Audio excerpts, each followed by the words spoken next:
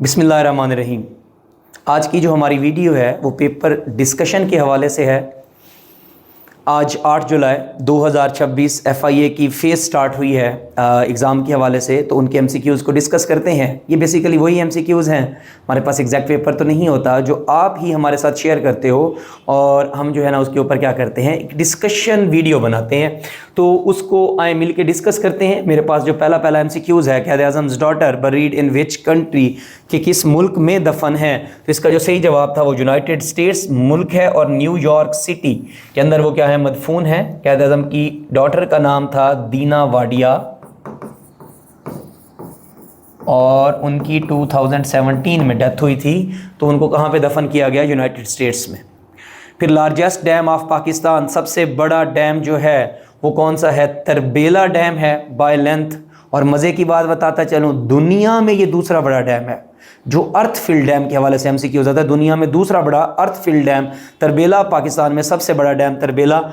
इसकी जो है ना 2743 मीटर जो है ना वो टोटल क्या है, लेंथ है। ये 2.7 किलोमीटर बनता है। ये पाकिस्तान ने यूनाइटेड नेशन ऑर्गेनाइजेशन को कब ज्वाइन किया, तो 30 सितंबर 1947। और आपको ये भी पता होना चाहिए कि Afghanistan was the only country that voted against Pakistan in UN। तब अफ़गानिस्तान ने ड्यूरेंट लाइन की वजह से पाकिस्तान के ख़िलाफ़ वोट किया था।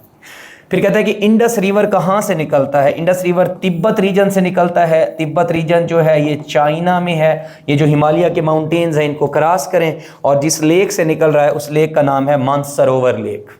क्या नाम है, मानसरोवर लेक। फिर कहता है कि CPEC stands for China Pakistan economic corridor. ये राहदारी बनाई है चाइना और पाकिस्तान ने मिलकर। 2013 में इसका प्लान बना था। अप्रैल 2015 में, ये भी आप MCQs याद रखेंगे, इसके ऊपर अमल शुरू हो गया था। और अब रिसेंटली CPEC की फेज़ 2, जिसको CPEC 2.0 कहा जा रहा है, वो भी स्टार्ट हुई है। तो ये कुछ रेलिवेंट MCQs ये भी याद रखेंगे आप।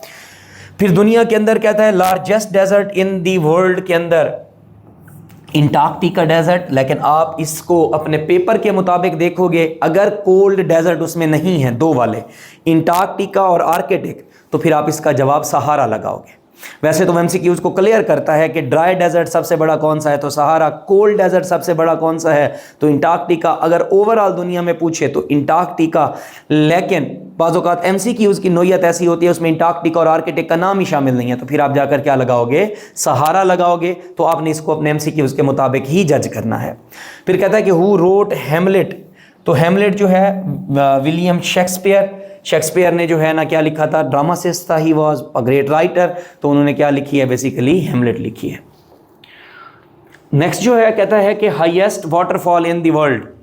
तो एंजल वाटरफॉल्स हैं वेनेज़ुएला के अंदर। ये दुनिया की बुलंद तरीन जो है क्या है, बेसिकली वाटरफॉल्स हैं या आबशार हैं। फिर कहता है कि नेटो का हेडक्वार्टर्स कहाँ पर है, तो नेटो का हेडक्वार्टर ब्रसेल्स बेल्जियम के अंदर है। नेटो की बुनियाद 1949 में पड़ी थी। कुछ अर्सा तक पहले इसकी कंट्रीज़ की तादाद 29 थी। अब इसके जो मेंबर्स हैं वो 32 हो चुके हैं। लास्ट कंट्री टू ज्वाइन वो स्वीडन है। 2024 ने उसमें इसने क्या किया है, 2024 में ज्वाइन किया है। तो ये भी रेलिवेंट पूछ रहा है आजकल कि नेटो को आखिरी मुल्क कौन सा है जिसने किया, तो स्वीडन 2024 और 32 हो गए हैं इसके मेंबर। और ये रशिया के ख़िलाफ़ बनाई गई थी कॉन्टेनमेंट पॉलिसीज़ में। Smallest country in the world, तो वेटिकन सिटी जो है वो पूरी दुनिया के अंदर सबसे छोटा मुल्क है। ये बेसिकली इटली के पास ही है, पॉप सिटी बोला जाता है इसे। वेटिकन सिटी दुनिया में सबसे छोटा मुल्क, आबादी के हवाले से, रकबे के हवाले से। वर्ल्ड इन्वायरमेंट डे, तो 5 जून को जो है ना हम क्या मनाते हैं, ये रिसेंटली जो है ना मनाया गया, पिछले महीने 5 जून को वर्ल्ड इन्वायरमेंट डे। फिर inventor of telephone Alexander Graham Bell, 1876 में ये बंदा है जिसने पहली बार फ़ोन को क्या किया था, इन्वेंट किया था। फादर ऑफ हज़रत इब्राहीम अलैहिस्सलाम, तो यहाँ पे लिया गया है अज़र। नो डाउट कुरान के अंदर हज़रत इब्राहीम के वालिद का नाम जो है ना वो अज़र बताया गया है। लेकिन कुछ हिस्टोरियन या जो हिस्ट्री है वो कहते हैं कि उसके वालिद का नाम तिरा वैली भी है या तारुख था। अब ये भी आप अपने पेपर के मुताबिक देखेंगे, तिरा या तारुख भी हमें मिलता है और कुरान में हम अगर देखें तो अज़र मिलता है। तो आप ये अपने पेपर के मुताबिक इसको ठीक कीजिएगा। हु वाज द फर्स्ट हाफिज़ कुरान, इस्लाम में पहला हाफिज़ कुरान हज़रत उस्मान रज़ी अल्लाह ताला अन्हु, वो पहले क्या हैं, हाफिज़ कुरान हैं। नेक्स्ट जो है वो कहता है कि नंबर ऑफ द अशरा इन रमज़ान। तो आपको पता है कि अशरा का मतलब होता है 10 दिन, एक महीने का आता है रमज़ान, तो उसके कितने हैं? 3 जो है ना अशरे हैं। पहला अशरा है जो रहमत कहलाता है, दूसरा मगफिरत कहलाता है, तीसरा जो है वो निजात कहलाता है। तीसरा क्या कहलाता है? निजात कहलाता है। ज़मीन के ऊपर पहली मस्जिद कौन सी बनाई गई थी? तो मस्जिदुल हराम, मक्का, यानी कि काबतुल्लाह जो है वो बेसिकली क्या है? सबसे पहली मस्जिद है ज़मीन के ऊपर। फिर आपसे प्रोडक्शन के करेक्ट स्पेलिंग पूछे गए थे, PRODUCTION, प्रोडक्शन जो है that is the right answer. Hypocrite, hypocrite बोलते हैं जो मुनाफिक आदमी हो, जो प्रिटेंडर, बहाना करने वाला, तो pretender was the right answer. Synonym of अगली, अगली का मतलब होता है बदसूरत, तो अनअट्रैक्टिव इसका जो है वो क्या होगा? सही आंसर होगा। फिर एंटोनिम ऑफ ट्रूथफुली, सदाकत, तो डिसऑनेस्टी, जो बेईमान हो उसको हम क्या बोलते हैं? उसका एंटोनिम। माउस की जमा पूछी गई थी, तो माउस की जमा जो है वो क्या होती है? माइस होती है। ये माइस को, इसका ये ना समझिएगा कि माइस का मतलब चूहिया होता है। माउस की जो फीमेनाइन होती है, जो मुअन्नस होती है, वो डो होती है।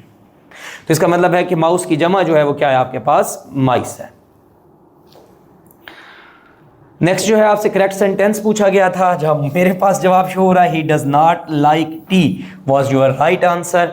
फिर है ही इज़ फॉन्ड, आपको पता है फॉन्ड के बाद हमेशा प्रेपोजिशन ऑफ लगता है, he is fond of music आएगा। कहता है अपोजिट ऑफ फुल, फुल का मतलब होता है मुकम्मल, एम्प्टी का मतलब क्या होता है? खाली। फिर CCW in FIA stands for, तो CCW जो है इसका मतलब होता है साइबर क्राइम विंग, तो cyber crime wing is the right answer. Control C copy के लिए होता है, कंट्रोल V जो है वो किस चीज़ के लिए होता है? पेस्ट के लिए यूज़ होता है। फिर कहता है ईमेल एड्रेस मस्ट कंटेन @ जो है ना सिंबल जो है उसके अंदर ईमेल एड्रेस के अंदर लाजमी है। तो जहाँ तक मैं देख रहा हूँ ये पेपर जो है ये बहुत आसान है और इतना ज़्यादा टफ टाइम नहीं दिया गया था, बड़ा इजी सवालात पूछे गए हैं। फिर देखिए वो कहता है कि 5 notebooks cost 125 rupees, cost of 8 notebooks, हम एक का मालूम करना हो तो 125 के ऊपर 5 को डिवाइड करेंगे, हमारा जवाब आएगा 25, उसको 8 से मल्टीप्लाई करेंगे तो आपका जवाब जो है वो कितना बनेगा? 200। तो 200 वॉज योर राइट आंसर। फिर कहता है 3/5 प्लस 1/5 क्या होगा? तो 5 का हम LCM लेंगे तो 5 ही आएगा।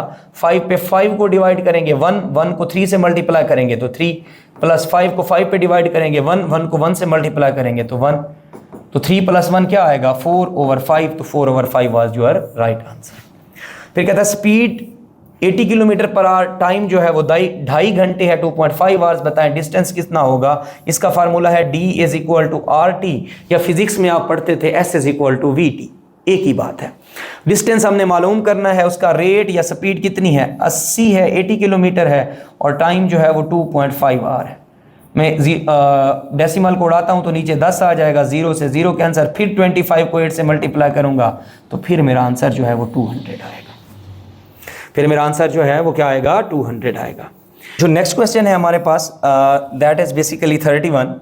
उसने कहा DOG डॉग जो है वो 4157 की जगह पे है। अगर मैं देखें लिखे ABCDEF एंड G, तो देखिए D जो है वो किसकी जगह पे आता है? 4, G जो है वो किस नंबर पे आता है? 7, तो D की जगह जो है ना 4 लिखा गया है और G की जगह 7, तो इसका मतलब है O किस पोजीशन पे होगा? 15 पोजीशन पे, तो इस वजह से D की जगह चौथी पोजीशन पे आता है ABC में, तो हमने 4 लिखा। O 15 पोजीशन पे आता है तो उसने 15 लिखा। G जो है वो 7 पोजीशन पे आता है तो 7। तो कहता है कि कैट हम कैसे लिखेंगे? ऐसे सवालों को हम बोलते हैं कोडिंग, डिकोडिंग बोलते हैं।